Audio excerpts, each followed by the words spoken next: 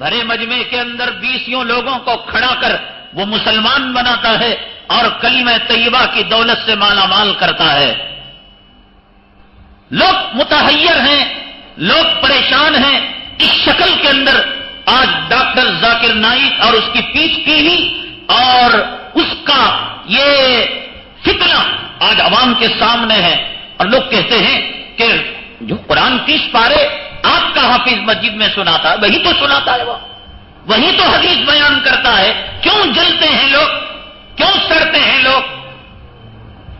بتائیے کہ علماء کو حسد ہے اس سے، علماء کو جلن ہے اس سے. اور یہ مقابلہ جو ہو رہا ہے کیا علماء سے ہو رہا ہے؟ عالم کا مقابلہ عالم کے ساتھ ہو سکتا ہے. ڈاکٹر ذاکر نائک کسی مدرسے کا تعلیم یافتہ نہیں ہے، کسی مدرسے کی ہوا اس نے نہیں کھائی ہے. کارپوریٹ ماڈرن سیکولر ماحول کے اندر LKG سے لے کر MBBS تک بامبئی کے اندر اس نے تعلیم حاصل کی ہے، اتنی ہی جتنا کہ آپ نے حاصل کی ہے انجینئر ہو کر، پلمبر ہو کر اور الیکٹریشین ہو کر، سافٹ ویئر انجینئر، جتنی آپ کو معلومات ہیں بس اتنی ہی ہیں. نہ دارالعلوم دیوبند کا وہ فارغ ہے، نہ مظاہر کا وہ فارغ ہے. تو سب سے پہلی بات آپ ذہن سے یہ نکال دیجئے کہ عالم کا جھگڑا، علماء کا جھگڑا، اہل مدارس کا جھگڑا ڈاکٹر ذاکر نائک سے ہے. کبھی آپ نے یہ لفظ نہیں سنا ہوگا مولانا مفتی علامہ ڈاکٹر ذاکر نائک، سنا؟ ڈاکٹر کا لفظ جڑا ہے. اور دارالعلوم کے شیخ الحدیث کے ساتھ آپ نے یہ نہیں سنا ہوگا کہ ڈاکٹر سعید پالن پوری. جو چیز ہے لوگ کہہ رہے ہیں وہ ڈاکٹر ہے تو اس کو کہہ رہے ہیں کہ ڈاکٹر ہے. نہ خود ان کے پیروکار، نہ خود ان کے ماننے والے، نہ خود ان کا پیس چینل جب اناؤنس کرتا ہے اور بلاتا ہے تو ان کو علامہ اور مفتی نہیں کہتا. تو یہ بات طے ہے، مقابلہ پہلوان کا پہلوان سے ہوتا ہے، امام کا امام سے ہوتا ہے، ڈاکٹر کا ڈاکٹر سے ہوتا ہے، چمار کا چمار سے ہوتا ہے. پہلی بات یہ طے ہے اہل علم، اہل فقہ، اہل اللہ، اولیاء اللہ یہ الگ طبقہ ہے. اس کا ڈاکٹر ذاکر نائک سے کوئی لینا دینا نہیں ہے. نہ ڈاکٹر ذاکر کا ان اہل اللہ سے، اولیاء اللہ سے کسی قسم کا کوئی سمبند ہے اور کوئی تعلق ہے اور کوئی رشتہ ہے. ڈاکٹر ذاکر کے اسپیچ میں، اس کی محفل میں بیٹھے ہوئے کتنے لوگ ہیں جو یہ کہہ سکیں کہ یہ دینی محفل تھی، سن کر میں نے چہرے پر نبی کے نور کو لا لیا. مشرق سے لے کر مغرب تک، شمال سے لے کر جنوب تک، ایک بندہ آپ ایسا بتا دیں، ایک عورت ایسی بتا دیں کہ اس نے قرآن کی وہ باتیں کہی، حدیث کی وہ باتیں کہی، سیرت طیبہ کو ایسے اجاگر کیا. میں داڑھی مڈا تھا اور ڈاکٹر صاحب کی اسپیچ میں بیٹھ کر میں چہرے پر 1.25 لاکھ پیغمبروں کے نور سے اپنے چہرے کو منور کر لیا. ایک فرد آپ بتائیں، ایک فرد بتائیں. میں بے نمازی تھا، ڈاکٹر صاحب کی محفل میں بیٹھ کر میں نمازی بن گیا.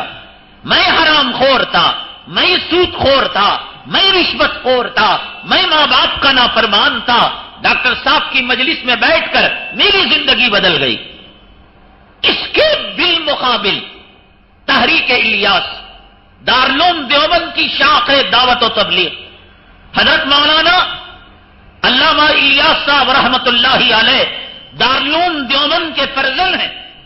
شعبہ دعوت و تبلیغ دارالعلوم دیوبند کا ایک شعبہ ہے.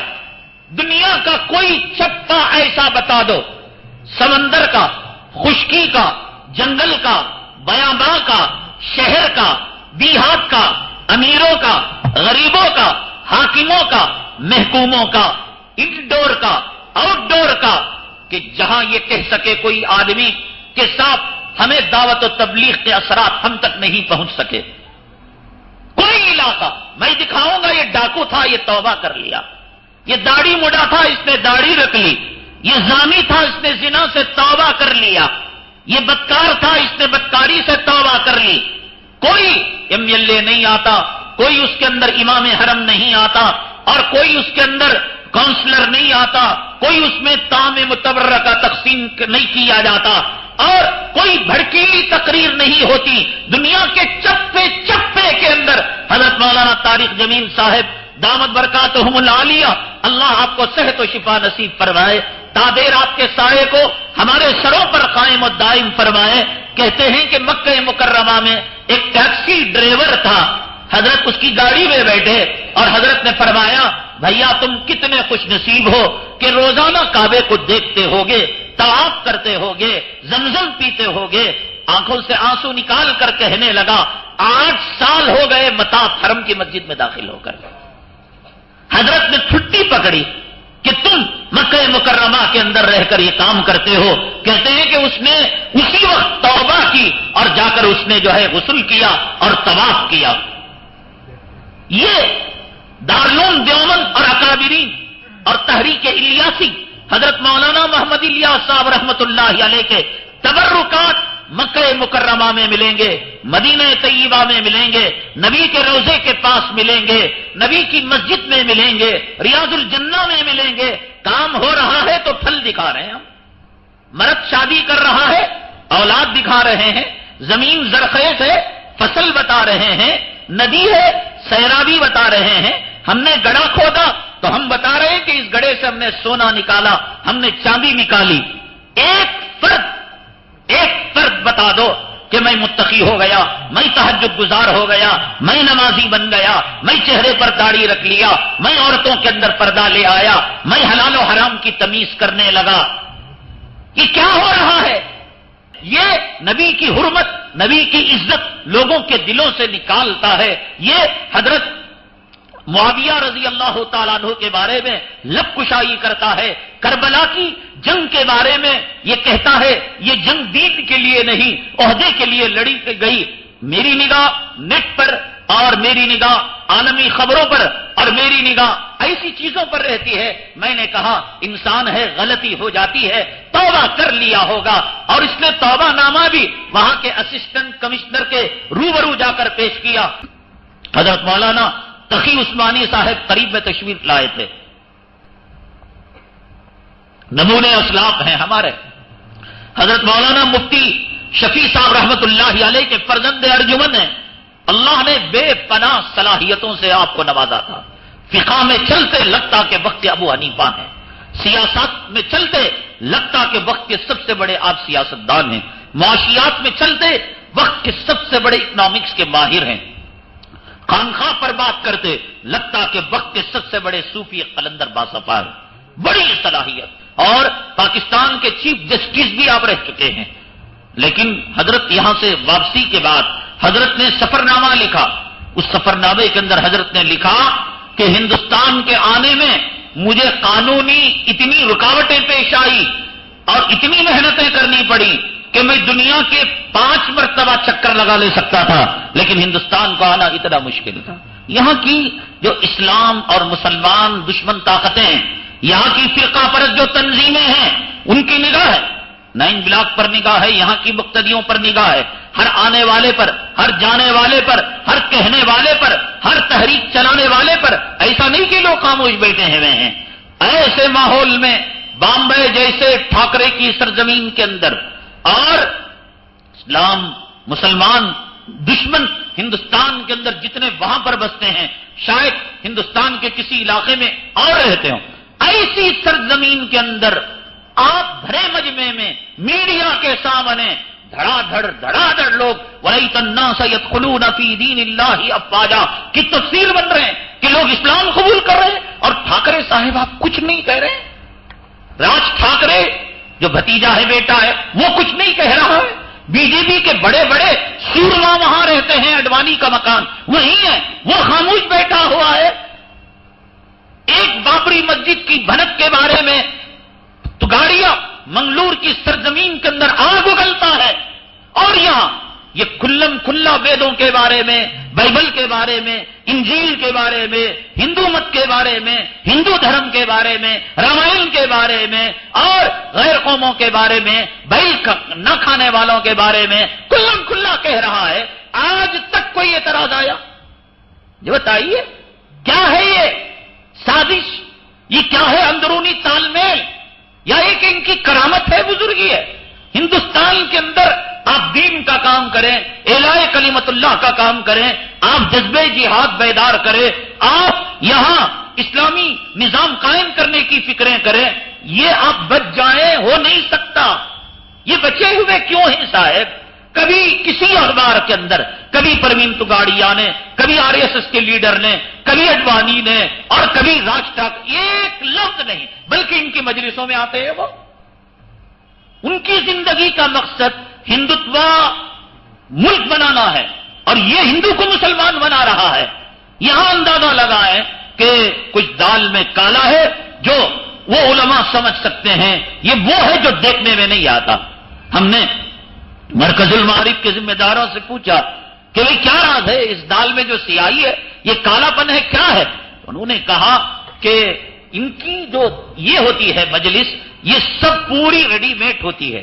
2 بجے سے 4:30 بجے تک ان کا جو سیشن ہوتا ہے یا جو بھی ٹائم ہوتا ہے، ایک پورا جو ہے کمپیوٹرائز پروگرام ہوتا ہے کہ پہلے قرات ہوگی، بعد میں انگریزی میں قرات کا ترجمہ ہوگا اور اس کے بعد فلاں عنوان پر پھر انہی حوالوں کے ساتھ کہ فلاں کتاب میں یہ ہے، فلاں کتاب میں یہ ہے.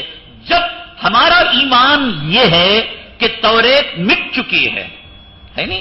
توریت ہے اصلیت پر مٹ چکی ہے، انجیل مٹ چکی ہے، ویدوں کی تعلیمات مٹ چکی ہیں، رامائن مہابھارت فرضی ہے. جب یہ چیز ہی ڈپلیکیٹ ہے، ISI مارک نہیں، تو پھر ان سے استفادے کی کیا ضرورت ہے؟ پھر ان سے مواد لینا، ان کا ریفر کرنا. ارے ہندوستان کی سپریم کورٹ نے جس کتاب کو پر پابندی لگا دی، اسلام نے بائبل پر پابندی لگا دی، کہا کہ منسوخ ہے. اسلام نے انجیل پر پابندی لگا دی، کہا کہ منسوخ ہے.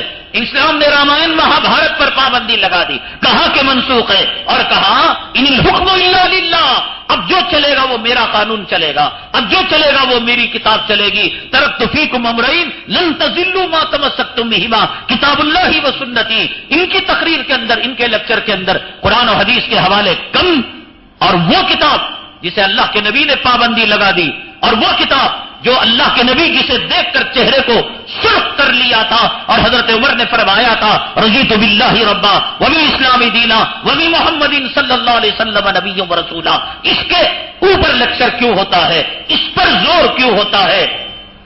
اس پر دباؤ کیوں ہوتا ہے؟ اس کے حوالے کیوں دیے جاتے ہیں؟ اور پھر اس کے بعد ایک مجلس ہوتی ہے جس کے اندر نوجوان دھڑا دھڑ ایمان کو قبول کرتے ہیں. اس میں گوڑا انگریز ہوتا ہے اور ایک کالا شیڈول کاسٹ کا ہوتا ہے. اس کو پوچھا جاتا ہے کیوں؟ تو کہتے ہیں کہ ذاکر نائک کی تقریروں کو سن کر اب جو ہے مجھے اسلام کی حقانیت کا پتہ لگ گیا، اسلام کی سچائی کا پتہ لگ گیا. بات یہ ہے، کہتے ہیں انہی کے لوگوں میں سے ان لوگوں کو تیار کر کر امپریشن میڈیا پر ڈالنے کے لیے، عالم اسلام سے چندہ وصول کرنے کے لیے امام حرم جو مکے سے آئے ہیں، مدینہ طیبہ سے آئے ہیں، وہ رپورٹ جا کر دیں کہ ان کی مجلس میں 12 14 لوگ مسلمان ہو جاتے ہیں. یہ ریڈی میڈ. اب یہ بیٹھے ہوئے پانی دینے والے، اب میں نے ان سے کہا کہ تم اچانک کھڑے ہو جانا جب سیشن ہوگا تو کہنا کہ میں آپ کی تقریر سے متاثر. یہ پہلے سے بنا بنائے مسلمان ہیں، وہ پہلی سے بنا بنائی مسلمان. اسی لیے یہ راز انہوں نے ٹھاکرے کو دے دیا، یہ راز انہوں نے راج ٹھاکرے کو دے دیا، VHP کو دے دیا. وہ الجھتے بھی نہیں، وہ گھر جو ہے وہ راز جانتے ہیں کہ یہ بے وقوف بنا رہا ہے. ایسے اور ذاکر نائک پیدا ہونے دو.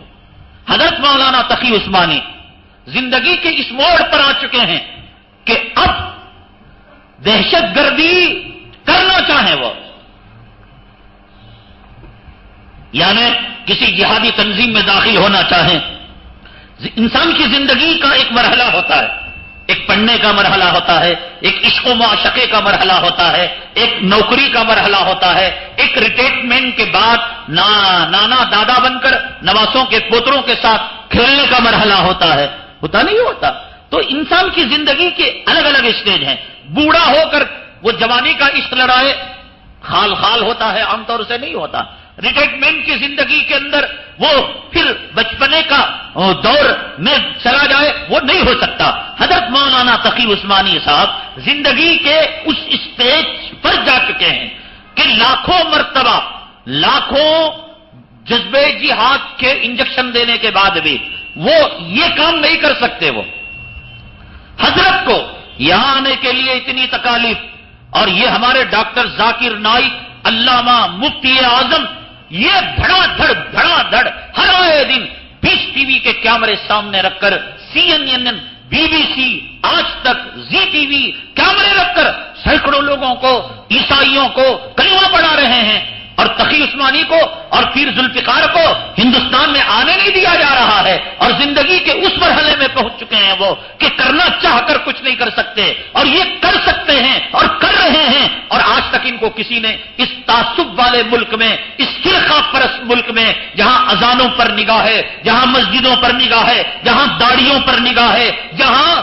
تقریباً 10 لاکھ کے قریب نوجوان دہشت گردی کی آگ میں جھلس رہے ہیں، 10 لاکھ 5 لاکھ کے قریب عورتیں بے وگی کی زندگی، 15 لاکھ بچے یتیمی کے سائے میں زندگی گزار رہے ہیں. نوکری نہیں ملتی، مکان نہیں ملتا، کارخانہ نہیں ملتا، اور یہ دھڑا دھڑ مسلمان بنا رہے ہیں، کلمہ پڑھا رہے ہیں صاحب. اور کوئی آج تک کبھی سنا؟ آج تک کسی اخبار کے اندر ان کے تعلق سے کچھ کہتے ہوئے سنا؟ کیا ہے یہ؟ یہی دال کا کالا پن ہے کہ انہوں نے ان کو بتا دیا مجھے بے وقوف بنانا ہے، مجھے لوگوں سے چندہ لینا ہے، حصہ چاہے لے لو، ہم اپنا کام کرتے رہیں گے.